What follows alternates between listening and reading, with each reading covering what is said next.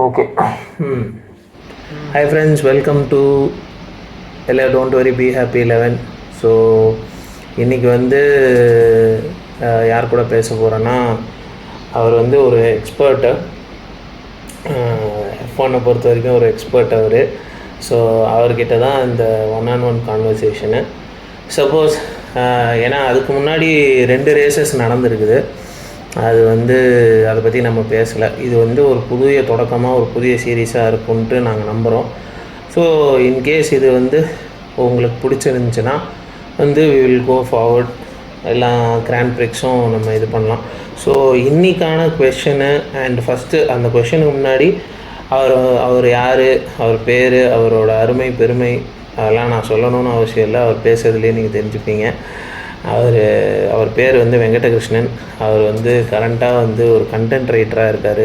இதில் எவ்வளோ பெஸ்ட்டு, ஏன்னா அவர் ஒரு ஊரில் உட்காந்துருக்கார், நான் ஒரு ஊரில் உட்காந்துருக்கேன். ஸோ எங்களால் என்ன பெஸ்ட்டாக கொடுக்க முடியுமோ நாங்கள் வி ஆர் ட்ரைங். சப்போஸ் இதில் வந்து நிறை குறைகள் எதுவாக இருந்தாலும் கமெண்ட் இட் டவுன். அதில் என்ன எங்களால் பெட்டர் பண்ண முடியுமோ பார்க்குறோம். நல்லா இருந்துச்சுன்னா அடுத்த எபிசோட் பண்ணலான்ட்டு. ஸோ இது வந்து ஃபஸ்ட் எபிசோடு இந்த சீரீஸில். ஸோ இன்றைக்கி வந்து ஜாப்பனீஸ் கிராண்ட் பிரிக்ஸ் நடந்து முடிஞ்சிருக்கு, குவாலிஃபையிங் நடந்து முடிஞ்சிருக்குது. ஸோ எனக்கு வந்து F1 மேலே இன்ட்ரெஸ்ட் வர்றதுக்கான ஒரு ஊக்குவிப்பாக வந்து எங்கள் கசின் பிரதரு இல்லை அவர் வெங்கட் இருந்திருக்காரு. ஏன்னா அவர் நிறைய இடத்துல வந்து F1 அவரும் அவர் ஃப்ரெண்ட்ஸும் பேசுகிறப்போ நமக்கு ஒன்றுமே விளங்காது. ஸோ நாங்கள் வந்து என்னோடய யூடியூப் சேனலில் ஒரு பார்ட் 1 பார்ட் 2ன்னு சொல்லிவிட்டு ஒரு 2 இது சும்மா ஒரு நார்மல் ரேண்டமாக கான்வர்சேஷன்ஸ் பண்ணால் எப்படி, யாருக்குமே தெரியாத ஒருத்தருக்கு தெரிஞ்சவர்கிட்ட கேட்டால் அவர் நம்மளை வந்து ரொம்ப டெக்னிக்கலாலாம் நாங்கள் பேசலை. என்ன ஓவர்வியூ கொடுக்க முடியுமோ F1 பற்றி கொடுத்துருக்கோம். அதை நீங்கள் செக் அவுட் பண்ணலான்னா கீழே டிஸ்கிரிப்ஷனில் மென்ஷன் பண்ணுறேன். தம்பி சிரிச்சிடாதப்பா, கண்டிப்பாக கொடுப்பேன் கீழே. ஸோ இன்றைக்கி நடந்த குவாலிஃபையிங் கிராண்ட் பிரிக்ஸ் வந்து எப்படி போச்சு, குவாலிஃபைங் ஆமாம் எப்படி போச்சு, அதில் வந்து என்னென்ன சுவாரஸ்யங்கள் இன்றைக்கி நடந்துச்சு அப்படின்றத வந்து 1 by 1 இன்கேஸ் நான் ஏதாச்சும் விட்டு போச்சுன்னா கூட நீங்கள் எனக்கு எடுத்து கொடுத்து சொல்லலாம். So the stage is yours. நீங்கள் ஆரம்பிக்கலாம். ஹாய், எல்லாருக்கும் வணக்கம். அவர் சொன்ன மாதிரி நல்லா சரிங்க வெங்கட், நல்லா சத்தமாக பேசுங்க. கண்டென்ட் ரைட்டராக இருக்கேன். எதுக்கு கண்டென்ட் ரைட்டராக இருக்கேன்னா, ஃபார்முலா 1 அப்புறம் MotoGP இது ரெண்டுக்கும் கண்டென்ட் ரைட்டர் நான் தான் எங்கள் ஆஃபீஸில்.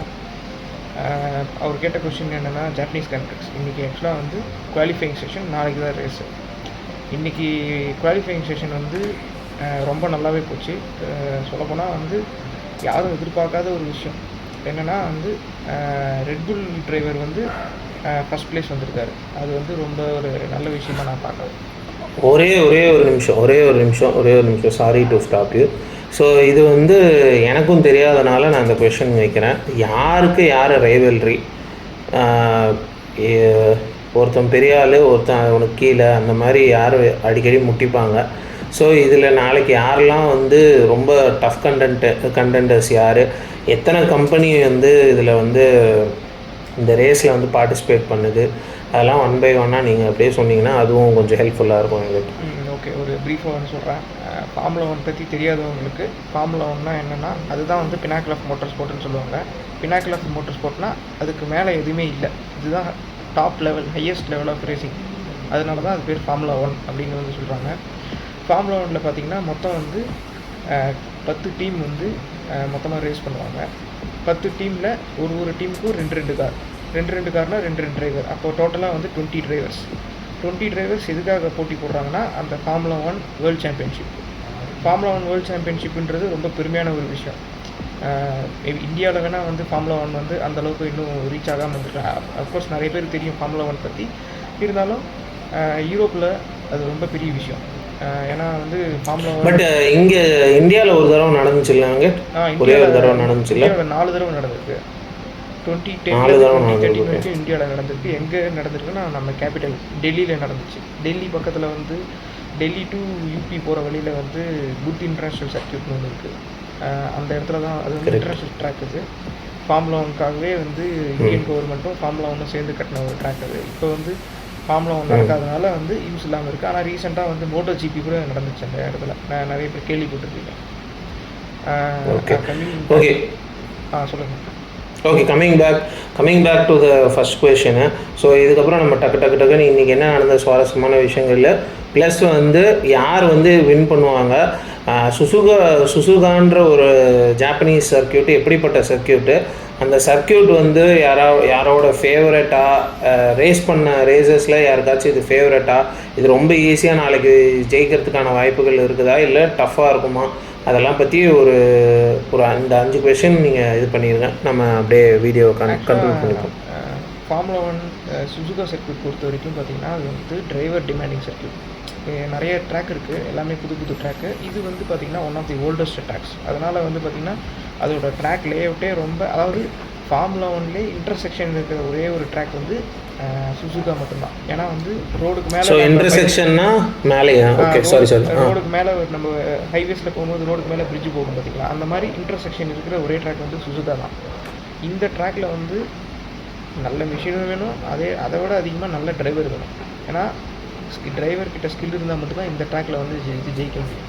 கார்னர்லாம் நல்லா பண்ணி ஃபஸ்ட்டு வந்துடலாம். ஆனால் இந்த மாதிரி ஒரு ட்ராக்கில் நிறைய டர்ன் இருக்குது, அப்புறம் 130Rனு ஒரு இடம் இருக்குது, நிறைய லெஃப்ட் ஹேண்ட் டர்ன்ஸ் இருக்குது. லெஃப்ட் ஹேண்ட் டர்ன்ஸ் ரொம்ப டேஞ்சரஸ். இந்த மாதிரி ட்ராக்கில் வந்து ஒரு திறமையான டிரைவரால் மட்டும்தான் சர்வைவ் ஆக முடியும். அதே மாதிரி காரை கிராஷ் பண்ணாமல் இந்த ட்ராக்கில் ஓட்டுறது பெரிய விஷயம். இது ஃபார்முலா 1 கார்ஸ் பொறுத்த வரைக்கும் டவுன் ஃபோர்ஸ்னு சொல்லுவாங்க. டவுன் ஃபோர்ஸ்னால் என்னென்னா, நம்ம போகிற வேகத்துக்கு கார்னர் பண்ணும்போது, இப்போ நம்ம நார்மலாக வந்து நம்ம ரோட் கார்ஸ்லாம் வந்து ஒரு கார்னர் எடுக்கிறீங்கன்னா பிரேக் அடித்து வளைப்போம். ஆனால் வந்து ஃபார்முலா 1 கார்ஸ் வந்து 300+ கிலோமீட்டர்ஸில் போகும். அதனால் வந்து நம்மளால் டக்குன்னு வந்து கார்னர் பண்ண முடியாது. அப்போ வந்து ஹை டவுன் ஃபோர்ஸ் தேவை. ஓகேவா? அந்த ஹை டவுன் ஃபோர்ஸ் எப்படி கிடைக்குதுன்னா, ஃப்ரண்ட் விங் அப்புறம் ரியர் விங், அந்த 2 ரியர் விங் மேலேயும் அந்த ஏர் ஃப்ளோ காற்று வந்து நல்லா போய் நம்ம வண்டியை கீழே அழுத்தோம். கீழே அழுத்துறதுனால என்ன ஆகும்னா டிரைவர்ஸ்க்கு வந்து கிரிப்பு கிடைக்கும். அவங்க அந்த கார்னர் எடுக்கும்போது நல்லா கான்ஃபிடென்ட்டாக எடுக்கலாம். நேற்று அவர் சொன்ன ஆக்சிடென்ட் என்ன பிரச்சனைன்னு கேட்டிங்கன்னா, அந்த டிரைவர் வந்து சிமுலேட்டரில் வந்து ஓட்டும் போது கார்னரில் வந்து டிஆர்எஸ்னால் பார்த்திங்கன்னா ட்ராக் ரிடக்ஷன் சிஸ்டம். எப்படின்னா, பின்னாடி ஃபார்முலா 1 கார்ஸில் பார்த்தீங்கன்னா ஒரு விங்கு ஒன்று இருக்கும். ஓகேவா? அந்த விங்கு வந்து என்ன ஆகும்னா, ஸ்ட்ரெயிட்டில் போகும்போது என்ன பண்ணுவாங்கன்னா ஓப்பன் பண்ணிடுவாங்க. ஓப்பன் பண்ணாங்கன்னா என்ன ஆகும்னா, இன்னும் நல்லா ஏர் ஃப்ளோ நல்லா இருக்கும். அதனால் வந்து கார் இன்னும் நல்லா ஸ்பீடாக போகும். ஆனால் அந்த டிஆர்எஸ் வந்து கார்னர் வரும்போது ஆஃப் பண்ணிடணும். ஆஃப் பண்ணுனா திருப்பி க்ளோஸ் பண்ணிடணும். திருப்பி நீங்கள் க்ளோஸ் பண்ணாமல் ஓப்பன்லேயே வச்சுருந்தீங்கன்னா ஏர் ஃப்ளோ வந்து கெட்டு போய் அது வந்து என்ன ஆகும்னா நம்ம காரை வந்து திருப்பி விட்டுரும். அதுதான் நேற்று ஆக்சுவலாக நடந்த ஆக்சிடென்ட்டுக்கான ரீசன். கிட்டத்தட்ட வந்து ஒரு பைலட் மாதிரி தான் F1 ஓட்டுறது கிட்டத்தட்ட இல்லையா? F1னாலே பைலட்ஸ் தான் சொல்லுவாங்க. நம்ம டிரைவர்ஸும் நம்ம ஜனங்களுக்கு புரியுற மாதிரி சொல்கிறோம். யூஸ்வலாக அது வந்து F1 பைலட்ஸ் தான். பைலட்ஸ் ஏன்னா வந்து ஹை ஸ்பீட் ஜி ஃபோர்ஸு, அதாவது ஒரு ஏர்ஃபோர்ஸ் பைலட் எப்படி ஜி ஃபோர்ஸோட வந்து டெய்லி அவங்களோட லைஃப் இருக்கோ, அந்த மாதிரி F1 டிரைவர்ஸ்க்கும் ஜி ஃபோர்ஸ் வந்து பெரிய விஷயம். ஓகே ஓகே அந்த மாதிரி அந்த கிராஷ் ஆகிருக்கு. ஓகே ஓகே ஓகே இன்றைக்கி குவாலிஃபையிங்கில் என்ன த்ரில்லிங்கான நடந்துச்சு? நான் திரும்ப கேட்குறேன் அதே கொஷனு, பட் என்ன நடந்துச்சு? ஸோ என்ன நாளைக்கு ஆன்டிசிபேட் பண்ணலாம்? ஓரளவுக்கு எதுவுமே கடைசி வரைக்கும் சொல்ல முடியாது. ஃபார்முலா 1 பொறுத்த வரைக்கும் சொல்லுங்கள். ஃபார்முலா 1 பொறுத்த வரைக்கும் 4 டீம் தான் டாப் 4 டீம்ஸ். இந்த 4 கம்பெனிஸ் நடுவில் நடக்கிறது தான் ஃபார்முலா 1. வேறு பொறுத்த வரைக்கும் மிட்ஃபீல்ட் டீம்ஸ் இருக்குது, பேக்வர்ட் டீம்ஸ் இருக்குது. ஆனால் மெயினாக இந்த சாம்பியன்ஷிப்புக்காக ஃபைட் பண்ணுறது 4 டீம் தான். ஒன்று பார்த்தீங்கன்னா மெக்லாரன், அதுதான் இப்போ வந்து ஃபாஸ்டஸ்ட்டு கார். இப்போ நம்ம 2025 ஃபாஸ்டஸ்ட் கார் வந்து மெக்லாரன். செகண்ட் பிளேஸ் பார்த்தீங்கன்னா மெர்சிடிஸ். அவங்க வந்து லாஸ்ட் ஒரு 3 இயர்ஸாக ஸ்ட்ரகிள் பண்ணிட்டுருந்தாங்க. ஆனால் இந்த வருஷம் கொஞ்சம் நல்லா பண்ணுறாங்க, அதனால் வந்துட்டாங்க. அதாவது ஹாமில்டன் போனோன்னு நல்லா பண்ணுறாங்கன்னு சொல்கிறீங்களா? ஹாமில்டன் இருந்த வரைக்கும் ஒரு மாதிரி இருந்துச்சு. ஹாமில்டன் போனதுக்கப்புறம் நல்லா பண்ணுறாங்க, பாவம் ஹாமில்டன். தேர்டு வந்து ஃபெராரி. இப்போ ஹாமில்டன் இருக்கிற ஒரு டீம் ஃபெராரி. அவங்க வந்து ஒரு ஆவரேஜாக பண்ணிகிட்ருக்காங்க. அவங்களுக்கு இன்னும் கொஞ்சம் அந்த இஷ்யூ இருக்குது கொஞ்சம் காரில். அப்புறம் ஃபோர்த்து பார்த்தீங்கன்னா ரெட்புல்ன்றது எல்லாருக்கும் எனர்ஜி ட்ரிங்காக தான் தெரியும். ஆனால் ரெட்புல் வந்து ஃபார்முலா 1ல பெரிய டீம். இந்த 4 டீம் கூட நடந்தது தான் இந்த குவாலிஃபைங். அதில் பார்த்தீங்கன்னா இன்றைக்கி வந்து எல்லாருமே ஆன்டிசிபேட் பண்ணது மெக்லாரன் தான் வந்து வளர்ந்த போல் போல் பொசிஷன்னா என்னென்னா ஃபஸ்ட்டு பிளேஸ் வர்றது. அதுதான் அது பேர் தான் போல்னு சொல்லுவாங்க. ஓகே. போடியம்ன்றது அந்த 3 பேர் நிற்பாங்கல்ல, அதுதான் போடியம். எல்லாரும் என்ன எதிர்பார்த்தாங்கன்னா மெக்லாரன் தான் வரும். அதாவது போல் 1ன்றது வந்து போல் 1 போல் 2ன்றது வந்து அந்த கார் அடுத்த நாள் ரேஸில் எந்த பொசிஷன்லேருந்து ஆரம்பிக்குது, ஃபர்ஸ்ட்லேருந்து ஆரம்பிக்குதா, செகண்ட்லேருந்து ஆரம்பிக்குது, அந்த இது. ஓகே ஓகே ஆமாம், ஃபார்முலா 1 பொறுத்த வரைக்கும் நீங்கள் ரேஸ் எங்கே இருந்து ஸ்டார்ட் பண்ணுறீங்கன்றது ரொம்ப முக்கியம். ஏன்னா ஒரு மீட்டரும் வந்து அட்வான்டேஜ் உங்களுக்கு. ஒரு மீட்டர் முன்னாடி ஸ்டார்ட் பண்ணிங்கன்னா லான்ச் உங்களுக்கு நல்லா கிடைக்கும். அப்போ லான்ச் கிடைச்சதுன்னா இன்னும் கொஞ்சம் ஃபாஸ்ட்டாக போகுங்க முன்னாடி. அதுதான் வந்து ஃபார்முலா 1. அதில் பார்த்தீங்கன்னா இன்றைக்கி வந்து எல்லாரும் எதிர்பார்த்த மாதிரி மெக்லாரன் வந்து போல் பொசிஷன் வரல. யார் வந்திருக்குதுன்னு பார்த்தீங்கன்னா மேக்ஸ் வெர்ஸ்டாப்பன். மேக்ஸ் வெர்ஸ்டாப்பன் யாருன்னு தெரியாதவங்களுக்கு கடந்த 4 வருஷமாக நடந்த ஃபார்முலா 1ஓட சாம்பியன் மேக்ஸ் வெர்ஸ்டாப்பன் தான். இந்த வருஷம் வந்து சாம்பியன்ஷிப் வின் பண்ணால் 5 டைம் சாம்பியன்ஷிப், அதுவும் வந்து 5 டைம்ஸ் இன் ரோ. அவர் வந்து இன்றைக்கி வந்து அவர் தான் பெஸ்ட்டு டிரைவர் அப்படின்றத ப்ரூவ் பண்ணிட்டாரு அந்த ஜாப்பனீஸ் சர்க்கியூட்டில் ட்ரைவ் பண்ணி. அதுவும் இல்லாமல் இது வந்து இன்றைக்கி நடந்தது ரெக்கார்ட் பிரேக். அந்த ஜாப்பனீஸ் கிராண்ட் பிரிக்ஸில் 2019 வந்து செபாஸ்டியன் வெட்டல் செட் பண்ண அது அந்த லேப் டைம் தான் ஃபாஸ்டஸ்ட்டாக இருந்துச்சு. எவ்வளோ டைம் அது? 2019 இப்போ வரைக்கும் அது வந்து 1.27 சம்திங் 0 சம்திங் இருந்தது அது. ஆனால் இன்றைக்கி மேக்ஸ் வெர்ஸ்டாப்பன் வந்து 1.26 வந்துட்டாரு. அதாவது ஒரு 120 மில்லி செகண்ட் முன்னாடி வந்து லேப் கம்ப்ளீட். ஸோ அந்த 126ன்றது வந்து 1 minute 26 seconds அந்த மாதிரியா? 1 minute 26 செகண்ட். அந்த செகண்டில் milli second 100 milli second 200 milli second. அதுக்கு தான் ஃபார்முலா 1 போட்டி. எல்லா காருமே ஃபாஸ்ட்டாக தான் போகும். அந்த 100th மில்லி செகண்டை யார் ஃபாஸ்ட்டாக போகிறான்? ஓகே எல்லாருமே 1.26ல் இருப்பாங்க. அந்த மில்லி செகண்டில் எவன் ஃபாஸ்ட்டாக இருப்பான்? அதுதான் ஃபார்முலா 1. அதுக்கு தான் வந்து அவ்வளோ மில்லியன்ஸ் ஆஃப் டாலர் செலவு பண்ணி எல்லா கம்பெனியும் வந்து கார் டெவலப் பண்ணுறாங்க.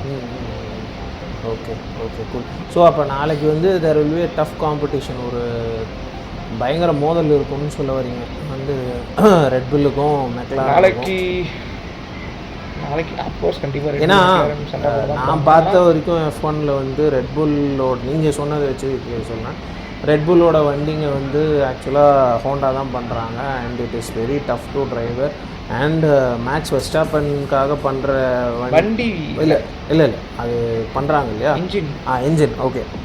ஸோ வண்டி வந்து கொஞ்சம் மேக்ஸ் வெர்ஸ்டாப்பனுக்கு ஸ்டைலில் தான் பண்ணுறாங்க. ஸோ ஆல்வேஸ் மேக்ஸ் வெர்ஸ்டாப்பன் வந்து எப்பயுமே அவுட்ஸ்டாண்டிங்காக தான் இருந்திருக்கிறாரு. பட் மெக்லாரன் கணக்கில் பார்த்தா நாரிஸும் பியாஸ்ட்ரின்ற Australian ரேசரும் they are in the second and third positions. What about the second driver of Red Bull?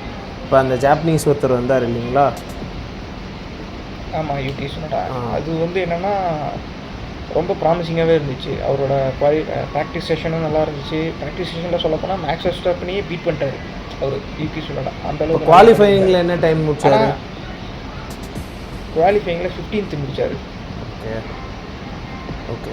அதுதான் என்ன பிரச்சனைன்னு கேட்டிங்கன்னா, அவங்க வந்து ரெட்புல் வந்து ஃபஸ்ட்டு டைம் குவாலிஃபைங் அப்படின்றதுனால நல்லா ஹை டவுன் ஃபோர்ஸ் இருக்கிற மாதிரி. ஹை டவுன் ஃபோர்ஸ்னு பார்த்தீங்கன்னா கார்னரில் வந்து நல்லா க்ரிப்பு கிடைக்கும், ஆனால் ஸ்ட்ரெயிட் லைனில் ஸ்பீடு கம்மியாக இருக்கும். ஓகேவா? நீங்கள் கார்னரில் நல்லா க்ரிப்பாக போகிற காரு ஸ்ட்ரெயிட் லைனில் ஸ்பீடாக போகாது. அதுதான் ஃபார்முலா 1.